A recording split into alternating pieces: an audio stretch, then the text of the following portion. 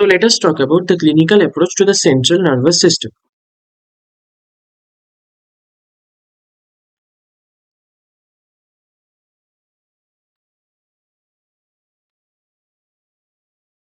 So now, overview of the central nervous system disorders. There are various etiologies that can affect the central nervous system.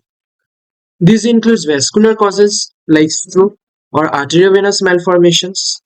This can include infections which can be bacterial, viral, fungal or parasitic infections. It can be drugs and toxins.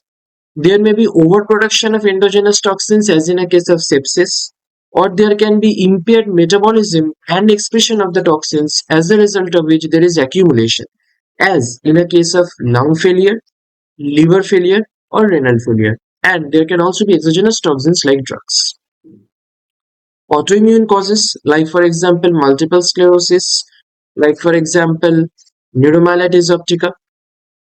There can be metabolic causes, as in electrolytic imbalances like hyponatremia or hypernatremia, hypercalcemia. There can be hypoglycemia or hyperglycemic disorders like diabetic ketoacidosis. There can be nutritional causes, for example, vitamin B12 deficiencies. There can be degenerative disorders, as in a case of Alzheimer's disease or maybe in a case of Parkinson's disease.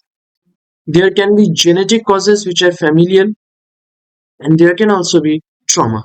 All of these etiologies can affect different anatomical parts of the central nervous system.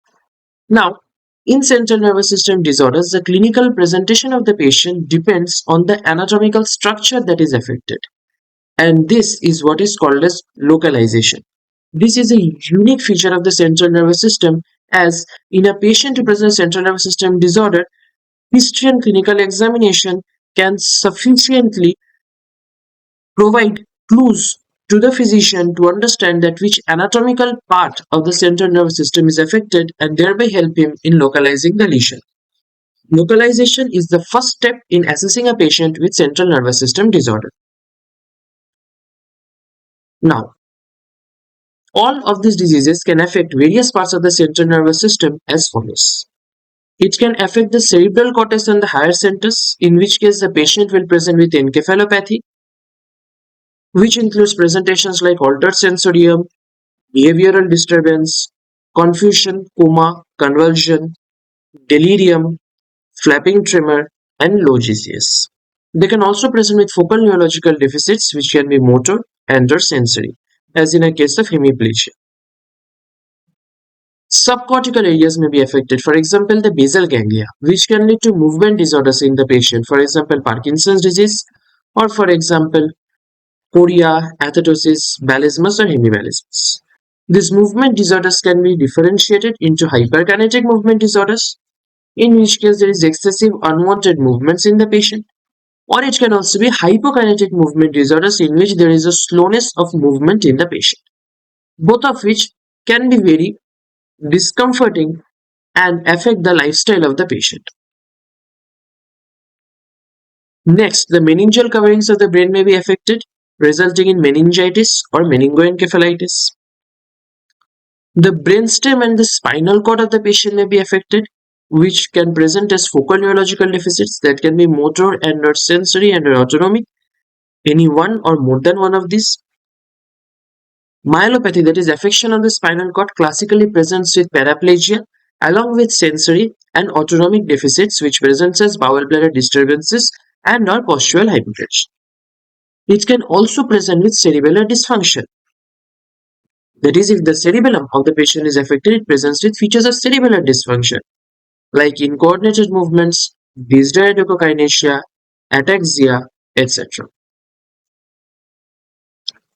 The peripheral nerves and the muscles can also be affected, resulting in focal neurological deficits which can be motor or sensory autonomic. The different disease processes can affect one or more than one parts of the central nervous system, in which case the patient can present with one or more than one of the clinical features as has already been described. Now, so in any patient with central nervous system disorder, there are three principal questions that need to be answered. One is where? That is anatomical localization. That is, which part of the central nervous system is affected in the patient. Second, what? What means the disease? That is, what is the disease that is responsible for the lesion or the lesion in the particular concerned anatomical part of the central nervous system, and why? Why, that is the etiology. What is the etiology behind the disease process in the patient? Let us take an example to understand it better. For example, in a patient of hemiplegia, the lesion may be located in the cerebral cortex. The disease responsible can be a cerebrovascular accident, a CVA, which is a vascular cause, and the etiology behind it can be thrombotic or an atherosclerotic process.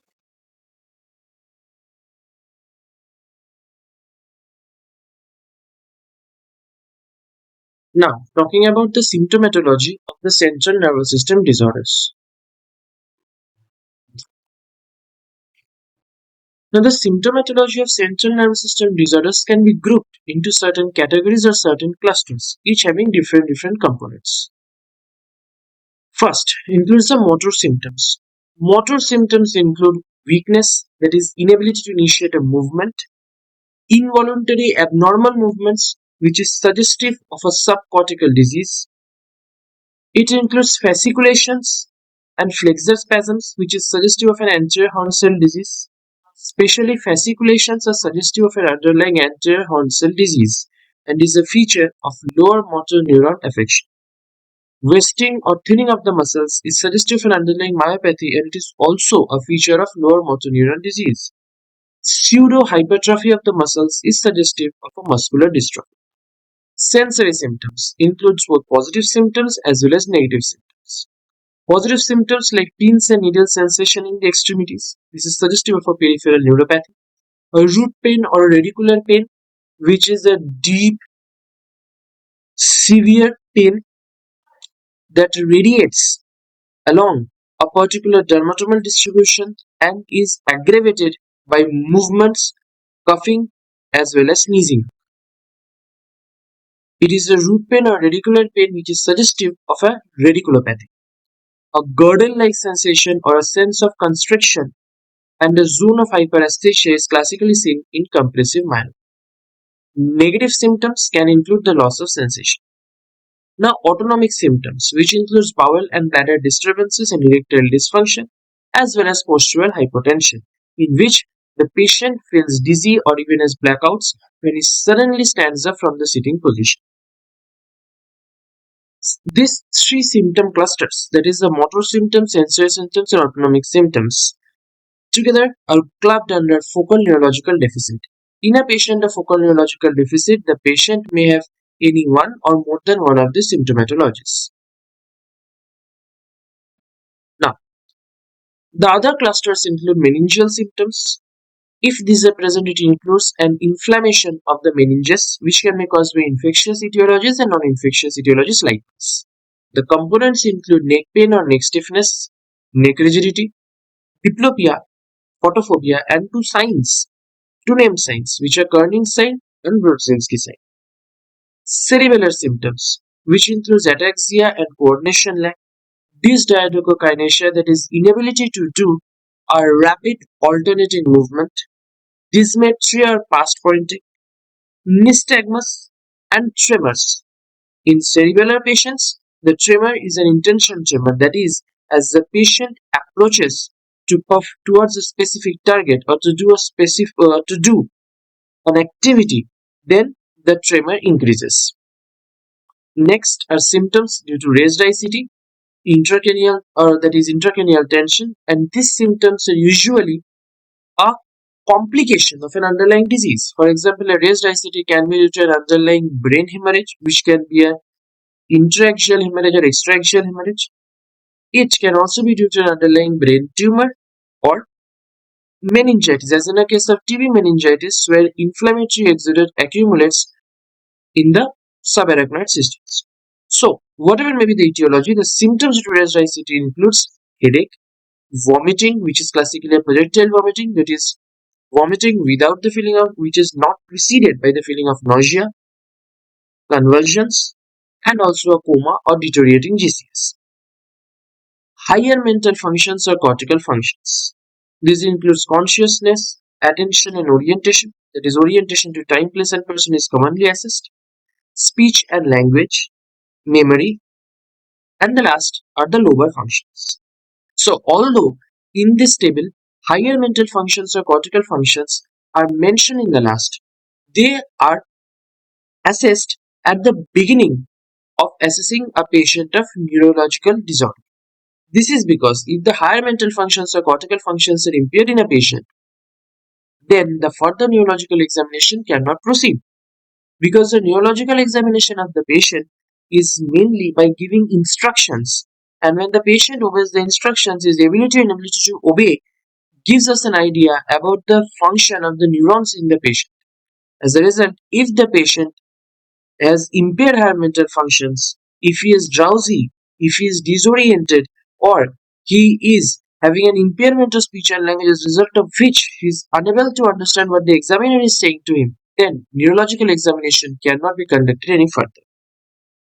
So there are two there are two important skills or scores which help us to understand the impairment of higher mental functions in the patient. One is a Glasgow Coma Scale. The Glasgow Coma Scale includes three things: eye opening, verbal response, and motor response. Eye opening may be spontaneous, where it is given a score of 4. It may be to sound, in which case it is given a score of 3. To pressure, a score of 2. And none, we give a score 1. Verbal response. If the patient is oriented to time, place, and person, then it is given a score of 5. If the patient is confused, we give a score of 4. If the patient only talks or words, we give a score of 3. If the patient makes sounds, then we give a score of 2, and if he cannot speak at all, no verbal response, 1. The motor response. If the patient obeys the commands of the examiner, it is given a score of 6. If the patient localizes the pain, then it is given a score of 5. If the patient has normal flexion, that is withdrawal to a painful stimulus, then it is a 4. If there is an abnormal flexion, then it is given a score of 3. If there is an abnormal extension, it is given a score of 2. And if there is no motor response in the patient, even on giving a painful stimulus, then it is given a score of 1. From these three parameters, the individual scores are added and the total score is taken out or calculated. And this total score can range anywhere between 3 to 50. If the patient has a score of 13 to 15, then it is a mild disorientation or drowsy patient. If it is a 9 to 12 score, then it is a moderate disorientation. If it is a 3 to 8 score, then it is considered that the patient is severely drowsy or the patient is in a state of coma. Next is the mini mental state examination or MMSE. If the patient is not comatose, then the mini mental state examination can be administered.